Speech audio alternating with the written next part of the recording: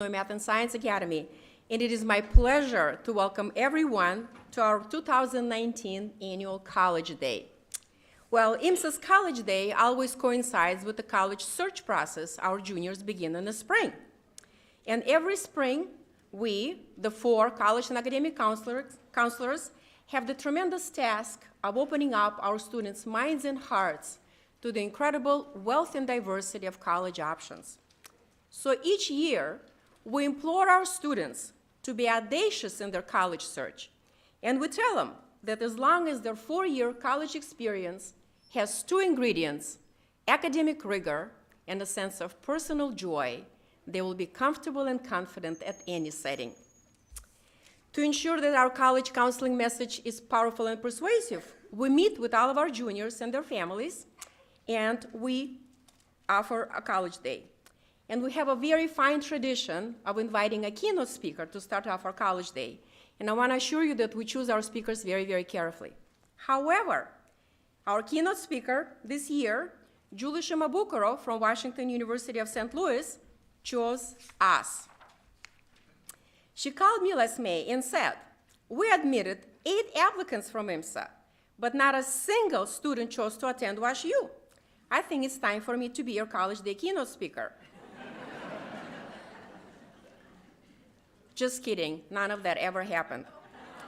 Actually, it was me who called Julie and invited her to speak to you today. I invited Julie because I have known her for almost 10 years, and I have always been impressed by her common sense approach to college admissions.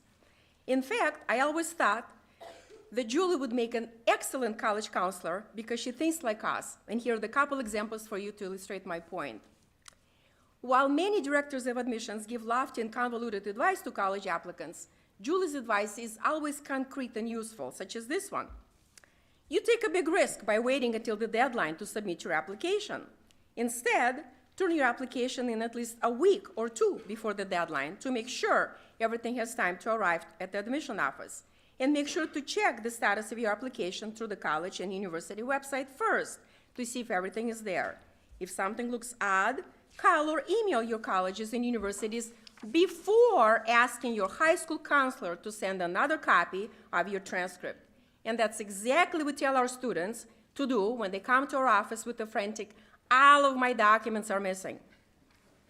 I once also read a rejection letter from WashU signed by Julie, and I say once because our students have tendency to share with us only the happy college admission news. And Julie's letter reminded me again that if someday she will decide to change her career and become a high school college counselor, she will not have a learning curve at all. I'm writing with genuine regret to inform you that the admissions committee is unable to offer you admissions to Washington University. We realize the application process can be a stressful one, but the admission decision should not be taken as a judgment on your personality, character, or any other qualities that make you who you are. And now, with great pleasure, I introduce to you the 2019 IMSA College Day keynote speaker, Julie Shimabukuro of Washington University in St. Louis, who's going to give you many more practical and realistic pieces of advice as you embark on this exciting journey known as college admissions. Thank you.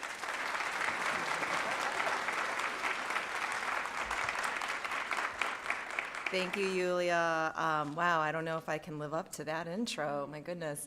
Good morning. It's so great to be here, and I really appreciate you coming out so early this morning. And I just want to say hello to my hometown. I'm also originally from Chicago, so the Chicago area is always great to come back home. And I know many of you are coming from all over Illinois. My high school, I attended Lane Tech High School. Anybody go to 9th grade? All right, yay.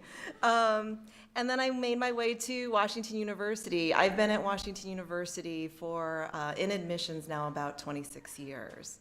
And so I've been doing this a long time, and I've seen a lot of things. And I thought, today, it's your opening day here at IMSA for the juniors to start your exploration. And as Yulia said, it's really a journey.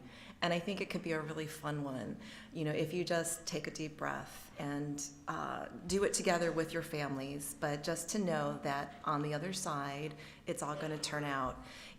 Many of the juniors here know seniors who have already been accepted to many schools, and they're just making their last decision. So you know it's possible. It's going to happen, and it's going to be exciting along the way. So I'm excited for you because you're not going to be learning not just about the college process, but you're going to be learning about yourselves. And I think that's probably as important as the final results. And I know, you've got a lot of college counselors here. You've got some of the best in the country to help you along the way. So I'm not going to get into the nitty-gritty details of the college admission process, but I'd like to talk a little bit more about sort of the higher level type of issues and focusing on 3 points. The first one is that why you go to college is really more important than where you go. And I know that sounds funny, coming from a college person, but I'm going to get more into that in a little bit.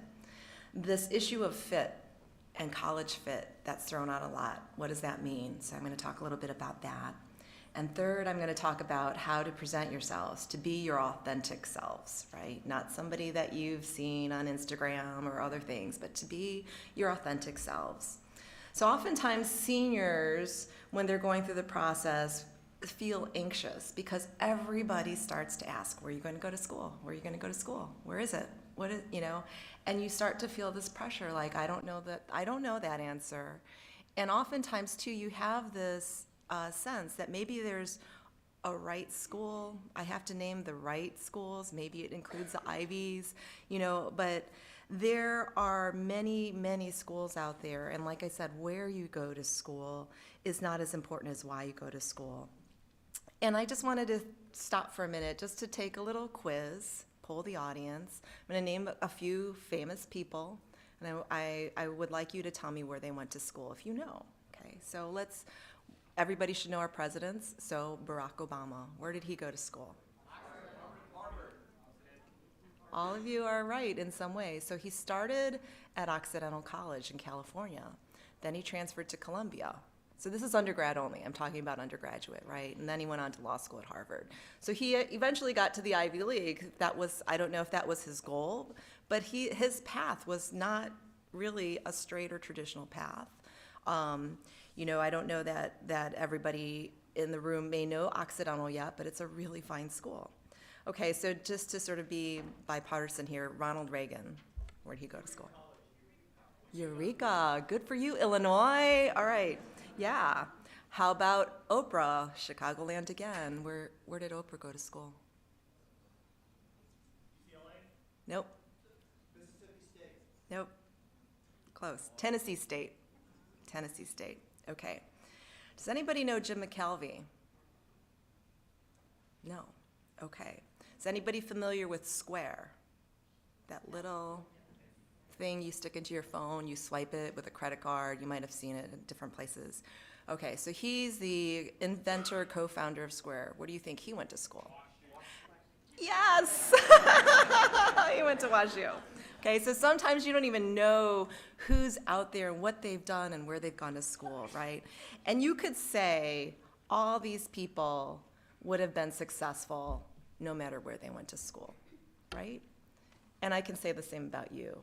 You will all be successful, and it may not matter where you go to school. But there are some things as you think about the whys. Why do you want to go to school? And so students, why do you want to go to college? What are some of the reasons that you're thinking about? Why do you want to go to college? Come on, students, you can shout it out. Yeah. To get more experience. To get more experience, great answer, right? Delve in deeper. Yeah. To one day get a job, yes. Parents are like, yes, great answer. What else? How about like to make new friends or to learn something that isn't taught at your high school? That might be an interesting why you want to go to school. I have some others here to be involved in part of a community, right? to get to know faculty. Maybe for some of you, especially at a school like IMSA, to do research, right? To go deeper into a subject area that you might love. For parents, you want them, one of the whys is you want them to become independent and mature and happy and stable, right? And to get a good job. And also, I think one of the whys that I hope for all of you is that you're going to make change in the world, that you're going to help us find solution to some of our society's challenges. I think that's a really wonderful reason of why you should go on to college. And, you know, once you start to identify those general whys, then you can start to think about the specific why a certain place. And your college counselors can help you with why a specific place, you know, and again, maybe there's a particular faculty member that you like at this one school. Maybe you feel that this school has the resources that will help you. Maybe you're an athlete, and one of the whys is that you want to be a scholar athlete and be able to have two things going on and to really sort of feed your soul and things that you love. So you'll find those places, and your college counselors will help you find those places. So think about the whys, those big whys, and then some specific whys. And then let's talk a little bit about fit. So there's all this buzz about the college fit and what's the right fit. What does that really mean? So what do you all think about when I just say the word fit? Does anything come to mind to you? Personality, okay. Other things? When I think about fit, I think about clothes, and more specifically, I think about shoes. I like shoes, and I think about shoes. And so I had this experience recently. I have a 10-year-old son named Hudson. And I usually would pick out, you know, when I go shopping, I would just buy his clothes. Well, he needed new shoes. And for the first time ever, he said he wanted to go and pick them out himself. And I was like, oh no, okay. And parents, you've all experienced this, right? That transition when your kids start to become independent. Well, Hudson wanted to choose his new shoes, so we went shoe shopping. We get to the store, and he zoomed in on these high-top sneakers right away. And I was like, why?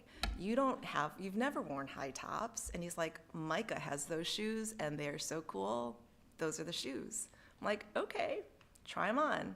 And he's like, wow, these feel weird, you know, and they're kind of tight, and I don't like the way they feel. So I said, okay, well, Micah liked them, but maybe they're not the right shoe, so let's just keep going. So then he saw this pair of Adidas, and on the sign it said Cloud Foam. Such great marketing, right?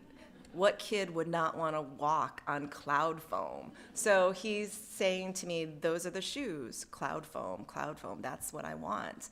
So we try them on, and I'm looking for his size, and I can't find it. And I asked the saleswoman, you know, do you have a size 4.5? And she's like, oh, I'm sorry, that shoe only comes in whole sizes. And so I said to Hudson, well, you're a 4.5. We tried on the 4, and of course it's too small. Try on the 5, of course it's too big. He did everything in his power to convince me that that size 5 fit him. So I had him run up and down the aisle, and of course it's just flopping, and I'm like, not gonna work, bud, I'm really sorry. And so I start just pulling other shoes off the shelves and bringing them to him and helping him find a shoe that he really likes. Well, then it comes down to, like, he liked, you know, 2 or 3 pairs. And we had to keep trying them on, run up and down the aisle. But all 3 of those pairs of shoes were fine. He liked them all. He liked the style. He was very comfortable with them. And then he decided he was going to make that final decision, and he chose one, right? And we walked home. We were fine. He forgot about the high tops. He forgot about everything else. Everything was fine.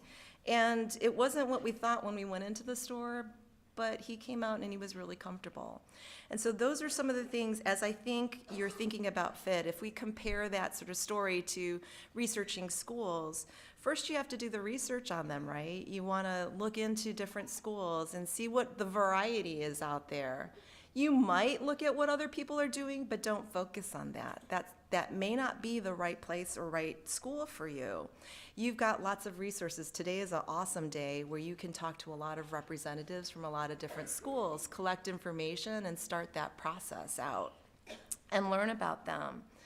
As a guide, you've got the best counselors, in the U.S. to help guide you, to bring you schools that you might not have thought about that will be great fits for you, for your academic talents, for your strengths, for your personalities.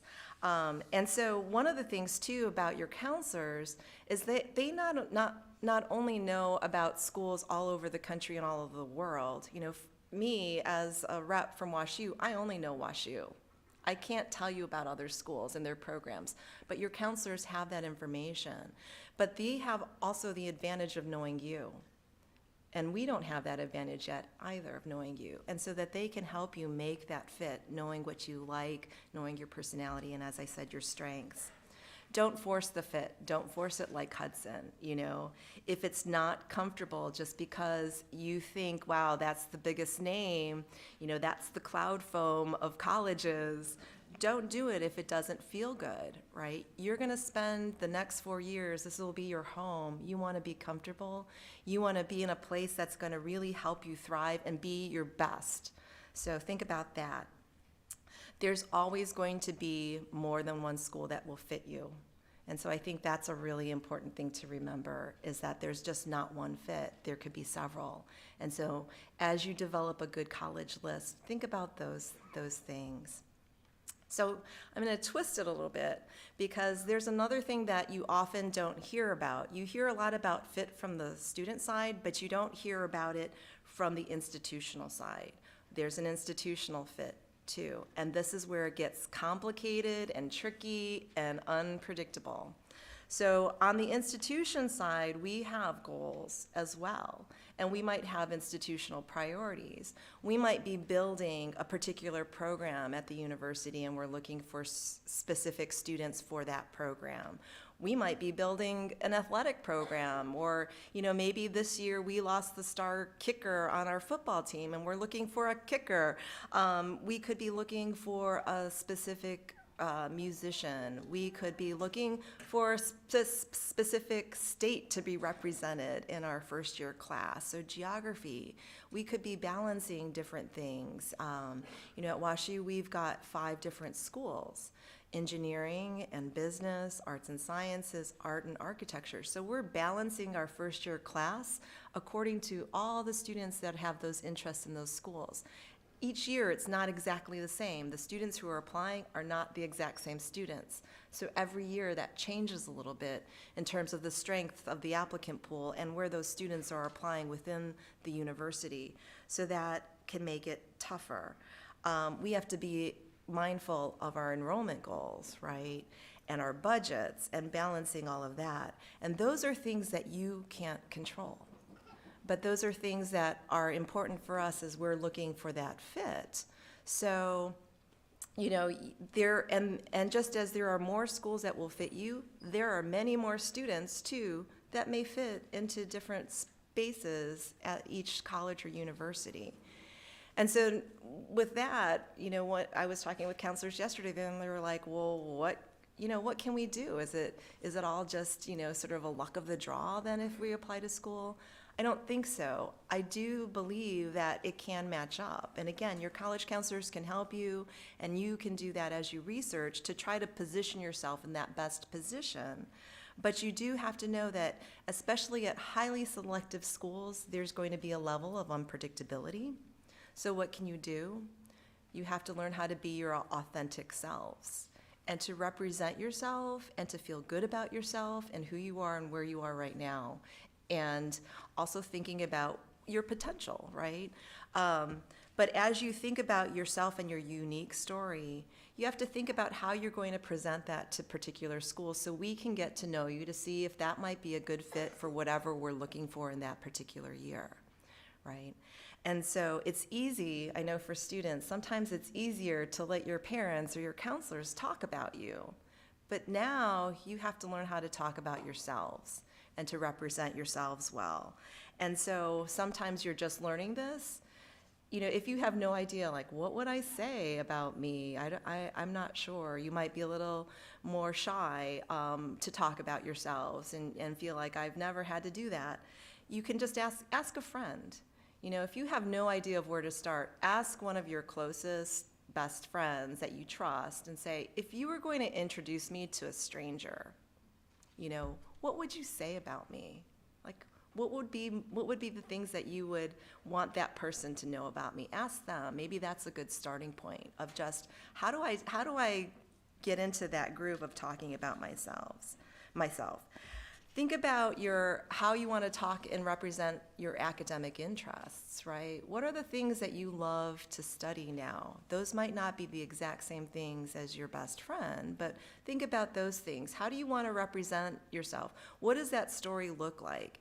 IMSA is a great school, and we know it's famous for math and science and STEM, but each student here might have taken a different path still, right? You might have a completely different SIR than your friend. You might have participated in your talent program or the lead program or done other things, and within those activities, they could be very different. You might have chosen different electives than some other people, and none of them were right or wrong. They're all great. Some of you might take, AB Calc. Some of you might take MV Calc. Some of you may take, ancient studies. Others are going to take, I think you have a class on Tolkien, right? Stuff like that. Those are according to your specific academic interests. And you might want to talk about that and highlight why you love them, what interests you, why a particular field. We're trying to get to know you as best as we can. Think about talking about your interests outside of school and what that story will look like as well. I know on the application there's a lot of lines there. You don't have to fill out every single line for your activity sheet. It's not about, how many you have, but the depth that you go into each one. List the ones that are most important to you at the top, right?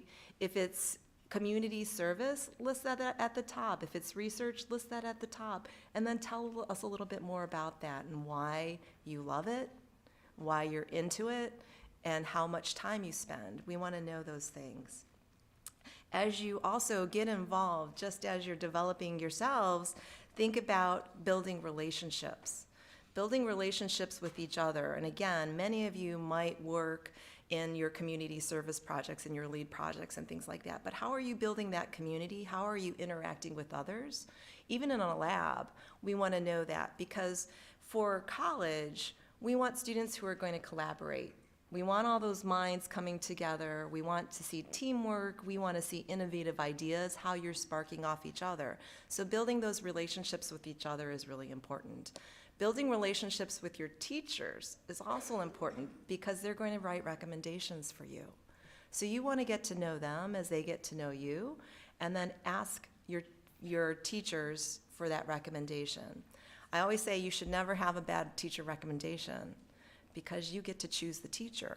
So ask teachers that like you. Ask teachers that know you. Ask teachers that feel comfortable talking about you, right? And it doesn't necessarily have to be that you're the star in the class. It can be a teacher that knows you well, that knows how hard you're working, that knows your potential. You could get the B, in the class, but maybe that teacher too is a super tough grader, and that teacher can tell us, I'm a super tough grader, but this student is working really, really hard and is learning a lot along the way, and here's why I think that they've got great potential. So think about those relationships too. This is a journey of self-reflection, and that's what we also want to see in the applications, is what have you learned about yourself, and how do you see yourself as you move forward? We're looking for that as well. Sometimes too, it might just be, reflecting in a journal now. Those are very low stress ways that you can think about just random thoughts, essay topics of what you might want to tell us. You can jot those things down, but try to think about all of the pieces that make you your authentic self. So some final thoughts. You want to look beyond the rankings, right? You want to look beyond what other folks are doing, thinking about the whys more importantly than the wheres. You want to know that these admissions decisions, as Yulia said, I like to tell people, they don't change who you are, right? Whatever happens next year does not change the core person that you are and the awesome potential that you have, because you do, and you are going to be successful wherever you go. Focus on what fits you, what feels good to you. In the end, you're going to have to use your heart of where you're going to go to school. You're going to have amazing choices. And I tell students too, there are really 3 important decisions in the whole process. Where you apply, again, it's kind of once you boil it down to where you actually submit your applications, where you are admitted, that's completely out of your control, and where you decide to attend. 2 of those 3 decisions are in your control. Where you decide to put your apply, and where you decide to go. So the middle piece, you can't really worry too much about it. You can prepare for it. You can do your best. But those other decisions are really the more important ones. So think about those things. For parents, I just wanted to give you a few tips too, since you're in the room as well. Be upfront with your students about any types of limitations, right? So if you're going to have discussions about, I really don't want you to go outside this geographic radius, talk about those things and discuss them. If a student wants to go farther, why? But if you're really set on that, you want to be able to express those concerns. Maybe some of the financial things. Parents, I also think that as students are focusing on their applications, you can do research on the financial side of things and take care of that and help them so that they're not worried. If you have worries and questions, call our financial aid offices, even as you begin this process. We are there to help you figure it out, help you with the forms, and have those conversations. There's also a lot of online tools that you can plug in numbers just to get a high-level value of, can we afford these different schools as we're thinking about those lists. So think about that. As you're talking with your students too, help them, manage expectations, realistic expectations. Again, as we're looking at fit, there's lots of schools out there, so don't make it too narrow. Make sure that they're feeling resilient and good about the choices that they're making, that they're broad enough to. And to remind them, the process is a little unpredictable. To remind yourselves, we don't know exactly what will happen, but we're going to get there somehow.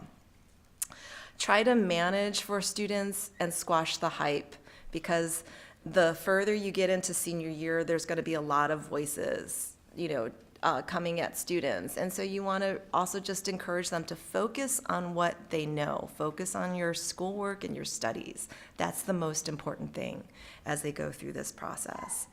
And to try to promote balance. I know that as you visit schools, as you research schools, sometimes it's a little hard to get out of whack and you just start to talk only about college and the decisions about college, and especially when you're farther away, you're not seeing your students every day, that maybe on the phone you're asking them, like, what are you doing with your college applications? Make sure that you promote that balance. Ask them what else they're doing, how they're feeling. When you do go on college trips, and if you're taking the whole family too, and you've got younger siblings, make it a family trip, right? Make it fun. Siblings are very mindful of what's happening, and that's going to influence them later when they start their college process. I had a friend, and I thought he did a beautiful job. He had a really great idea. He and his son were very involved in baseball. They loved baseball. And so for each college trip that they made, he tried to schedule the visit around a Major League Baseball game. So they'd go and visit a college campus, and then they'd go and see a baseball game. And during that baseball game, they could just have fun. And maybe sometimes, it informally, hey, what'd you think about that school? It wasn't high pressured, but it was really just a fun time where they had that time on this college journey to spend with each other, because he also knew that soon his son was going to go away to school and he might not have those moments. And so I thought that was a really fun and unique thing and approach. So in the end, I have a favorite saying: It all works out in the end. And if it's not working out, it's not the end, right? You might think it is, but it's not. And there's always another path. Sometimes, too, it's not the path that you thought it was going to be. It could be very untraditional, and so think about that. So do you remember Jim McKelvey, the guy that invented the square that I talked about? So he came to WashU and studied engineering. But he also has this love of art, right? So when he graduated, he did engineering things, but he also became a glass blower and a glass artist. And so he did this as a profession as well. So he has a glass studio in St. Louis.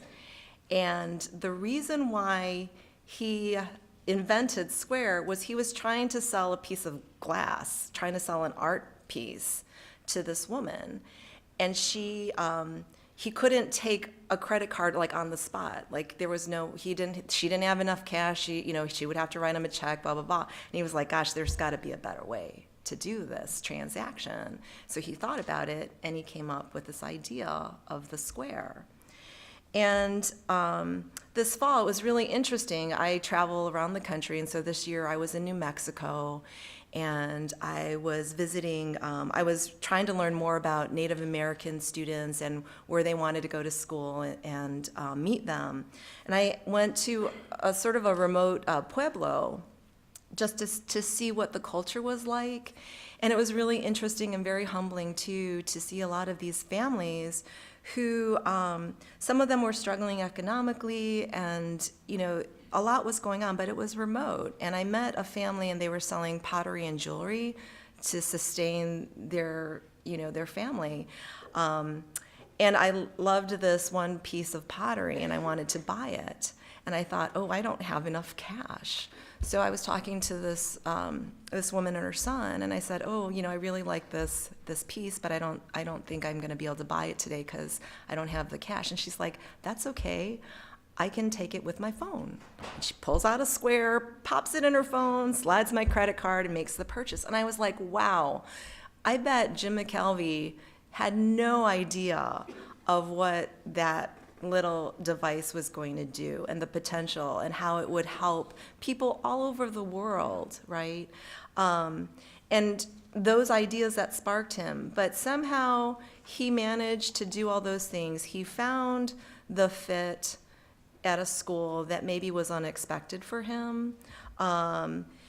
He found a way to do something that was unexpected and potential, and all that stuff was in him. And just like you, all of that it's all in you, And so as I think about you, I can't wait to see the things that you're going to do and the places that you're going to go and the people that you're going to influence. You're going to have an impact on the college friends that you make and the college communities that you participate in and attend, and you're going to have a big impact on society. You already have that foundation here at IMSA. You have that potential. The school believes in you. We believe in you. You're going to go off and do great things. And so this is really just the start of that exciting journey. And I hope that you enjoy it, and I hope that you help each other as you go along the way. And I know your parents, and I know they are already, are going to be proud of you. So think about those things. So I'm going to close with that, but I'm happy to answer questions. Julia made sure that I left some time to answer any questions that you might have.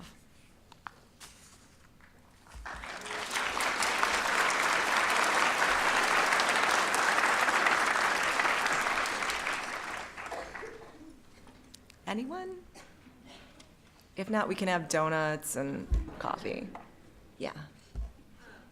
What mistakes do you see kids making on their essays? What would you tell people don't do that? Mistakes. So mistakes that I see on essays and don't do that.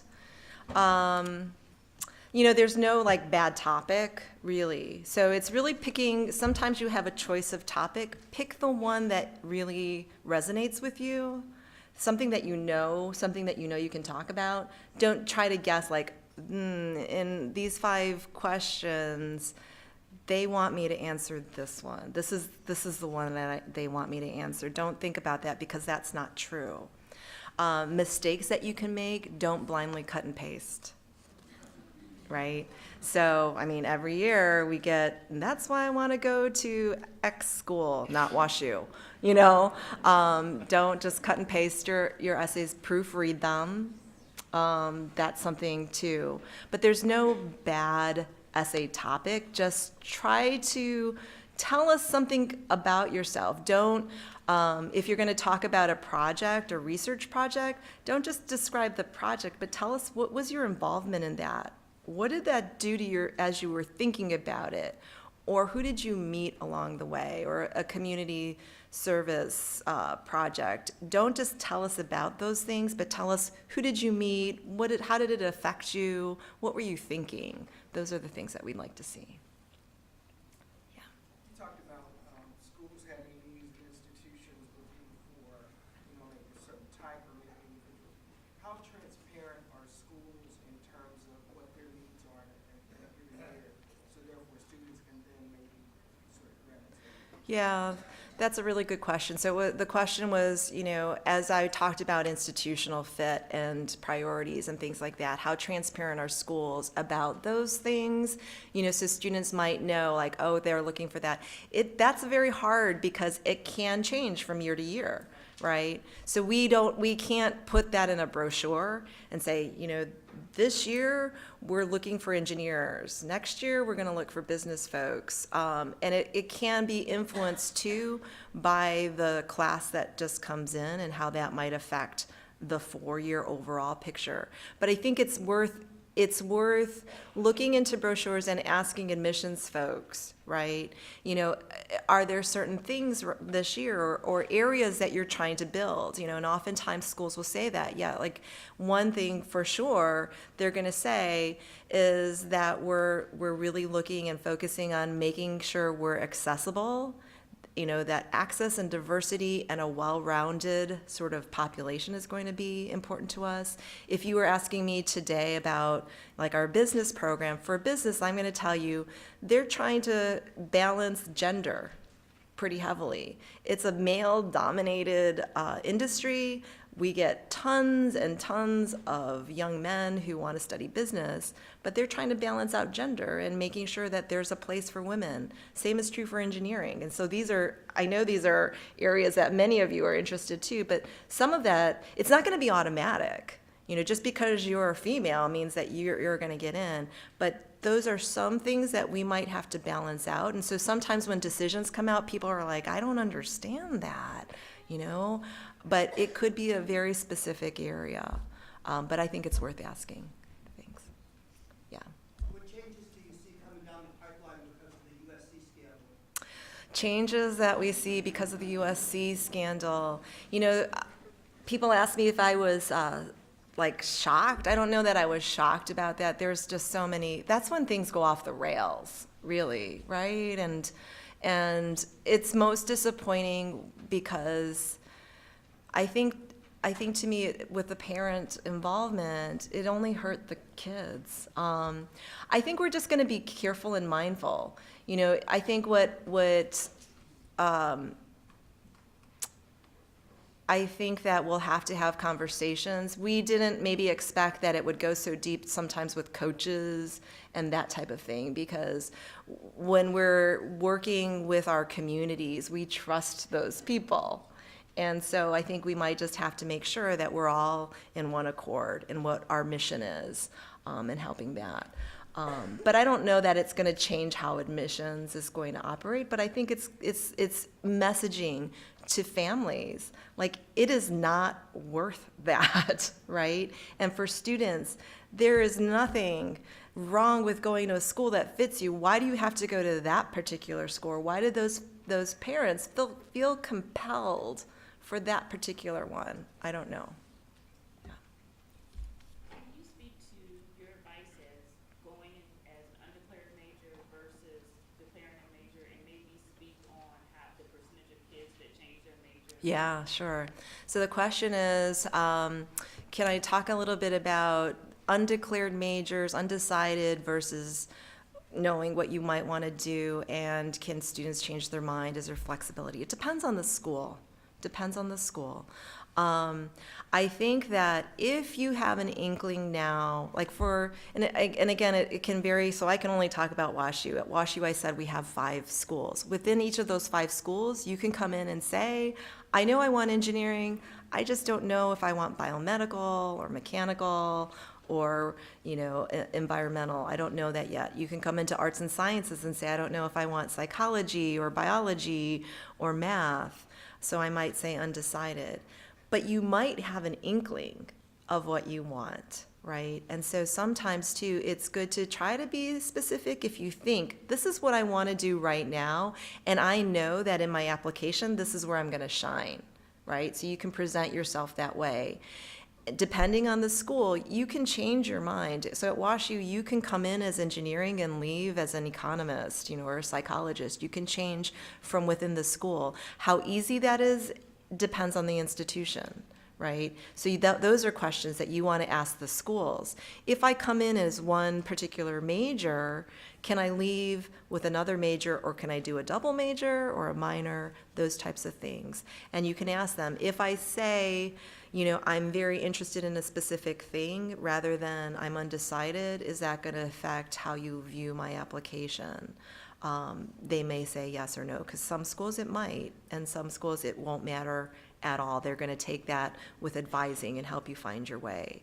But most times, students have some sort of inkling, right, of things that interest them now and what they might want to pursue, and I would go with that. In the middle, yeah. What priority are freshman students given in class selection at Washington? That's a great question. What priority are freshmen given for classes at WashU? A pretty big one. I mean, you're a fourth of our overall population. Every student gets an advisor at WashU. Specifically, so within your school, you're going to get a 4-year advisor. And then once you start along the way and decide what you want to major in, you get a major advisor on top of that. We do layered advising to help you, and we coordinate that. For WashU, you can double major across schools, or major and minor across schools, or change your mind completely. Any class that you need to graduate within your major, you will always get it. Right. And so we really make sure that those students, as we go through advising, are getting into the class. We don't have like impacted classes where you're going to get shut out of a lot of classes. There might be very popular classes that are small that you might have to wait a semester or the next year to take it, if that it fills up right away. But for freshmen, you're going to get the classes that you need, and we'll talk, and you'll have that sit down with your advisor to tailor your program specifically on, what fits you for that particular moment and what you might be thinking about. So we try to do that too. Yeah, back there. Yeah, you were speaking to authenticity from the student's perspective in the application. And I wonder, during the course of the visit, how do you ensure, as a parent and as a student visiting the school, that you get the authentic student experience at the school? That's a great question. So yeah, that's sort of flipped, right? Authentic experience. How do you know like what the school's presenting to? Is that what I'm hearing, right? Is authentic. So here are some tips that I would give you for that. Talk to students on the paths, like general students, not just the tour guide. So our tour guides are amazing students. They volunteer for us. But of course, if they're volunteering to give a tour, they're like our cheerleaders, right? They love the school, and they're going to tell you everything they love about the school. But there are other students, I think it's really just the man on the street student, just pull somebody aside. Hey, I'm from the Chicago area, and I'm interested in WashU. Can you tell me a little bit about where you're from, what you're majoring in, et cetera? Ask them. I know for students, I don't mean to be creepy, but sometimes I tell them to sort of eavesdrop, not to stalk kids. But, if you're in the cafeterias, if you're in the dining halls, sit at a table and just kind of pick up, what are students talking about? What's the vibe going on? See what you're seeing. But my best piece of advice is when you go on these college tours, and especially with your families, for the students, go off by yourself. You're not going to take your mom and dad and your little brother to school with you, right, mom and dad? No going to school with them. Take a walk by yourself, even if it's for 5 minutes. Sit in on a class if you can. Observe and see, does this feel like right to me? Am I comfortable here? Because if you're like, I don't like what I'm seeing or feeling, it's too big, these people around me, I don't seem to vibe with them, that might tell you something. And so I think those are some of the authentic experience, sort of get away from the planned and programmed things as much as you can. And also talk to students who go to those schools that are friends of yours and ask them, what has their experience been like? You know, what do they love? What do they not like? What would they change? That would help. Could you talk a little bit about the differences between your Beyond Boundaries program and applying to a specific school? Yeah, thanks. Wow, you've done research already. That's amazing. So at WashU, this is our first year. We have a new program called Beyond Boundaries. And so this is this is actually not undecided. But so at WashU, I said we had these 5 schools. Beyond Boundaries is a program that we created this year so that you do not enter a school. We asked the question to all people who are interested in Beyond Boundaries, like, what is a question or a problem that you're thinking about, like a societal problem or question? And how would you approach it? Like, what are you thinking about? How would you approach that? Knowing that some of these problems will take more than one school. Right? You might have a problem where you could use engineering and philosophy. You could be working on an art, thinking about, something in art like Jim McKelvey, and it can go off into a new area. So we don't place students in a particular school.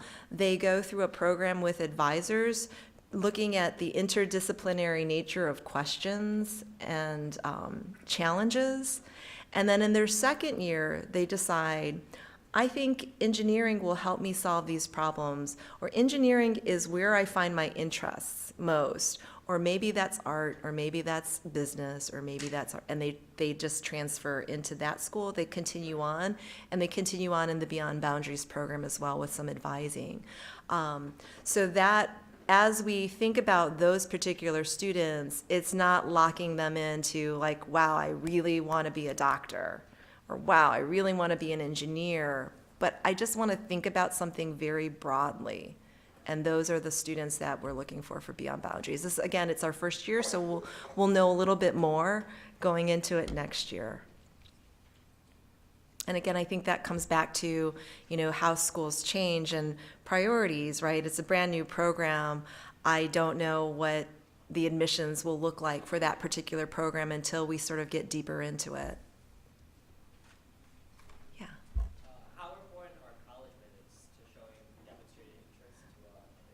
Oh, good question. I know the college counselors have been helping you guys. How important is college visits and demonstrated interest? Again, it varies from school to school. Demonstrated interest is where a student will say, maybe they came for a visit, which is like the ultimate demonstrated interest, or they emailed, or they came to the college fair and met with a college rep. They came to the high school visit. Something like that, where you're giving that school an indication that, hey, I've researched things and I'm interested. And so some schools, as we make decisions, might look for that, knowing, wow, if we admit that student, maybe the likelihood of them coming is going to be higher. Not to say that we will rule out people who don't visit or people who don't have the means to visit or anything like that. It's just, it might be an indication, and some schools use it more than others do. I would say if you have the opportunity to visit a school, take it, because that's where you're really going to get to know the flavor and feel of it. For students too who are thinking, wow, that I don't necessarily have the means to do all those visits, check out the websites. Oftentimes schools will have fly-ins. Sometimes they will have travel grants. So at WashU, we have a travel grant program, and so students can just say, I'm really interested in visiting, but I don't have the means to do that. They apply for a travel grant, they tell us a little bit about themselves, and we'll fly them in, maybe for a program or maybe for just a general visit. I also think that as you're starting the process, sometimes even if you're going home for the weekend or whatever, there's a lot of schools in the Chicago area. Just go and visit to kind of get a feel for what's out there, and those campuses. It doesn't mean that you're necessarily going to commit to them, but at least these are your sort of backyard schools, and you can start to think like, I like that style and feel of schools. And like I said, there's probably another school that has that sort of vibe, maybe a little bit farther away. So those would be good ways to use a visit too. Do we have time for a couple more? Okay. Anybody else? Yeah. So you have the program for scholarships. You invite kids for competition. Can you Yeah. talk more about this? Sure. So the question was about scholarships. And again, I can't speak for, every school does it a little bit differently, but at WashU, we have merit scholarships, which range from partial tuition to full tuition scholarships. And this, again, is where students, you have to read all the information, right? Some of our scholarships require a separate application and separate essays. And so you've got to be ready to do that and to prepare for that. So we have what we call our signature scholarships, the Danforth, Rodriguez, and Irvin Scholarship. It's based on merit, your academic strengths, but also community service building, service to society. So there's a component of that. And so if that's sort of your thing, you might want to look into that. We also have merit scholarships in every academic area. And the way that we identify students for that, you don't have to submit a separate application, but we look very closely at the supplemental essay. And so we ask the question, what interests you most now and why does that interest you? And so from that particular question, we will look into, we'll pass the best ones on to faculty committees, and they're going to review those essays and your entire application, looking specifically if, maybe somebody is interested in particular in their department or in a particular field and sort of hone in on that. So that's the supplemental essay. So everybody does it a little bit differently, but there are merit scholarships out there, and so you want to investigate that and what it takes to apply. Maybe one last question?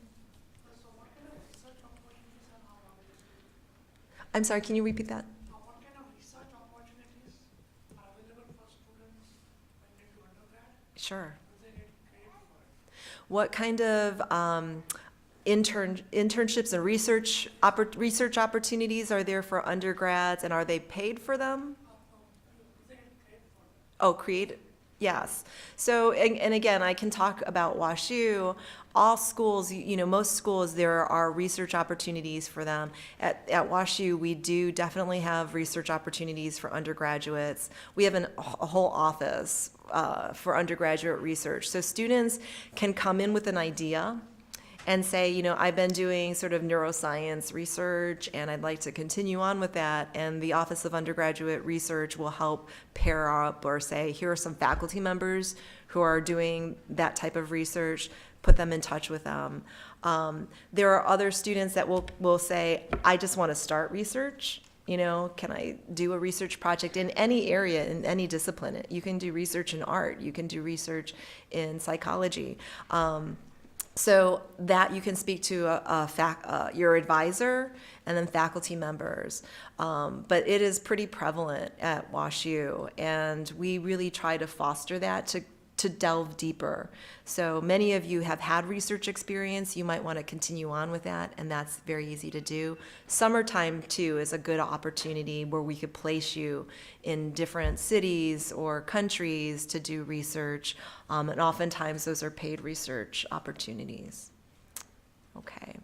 Well, thank you very much again for coming today. Thank you. And we now invite everybody to join us in the gym for the college fair and mingle with over 70 college representatives. Have a wonderful day, everybody.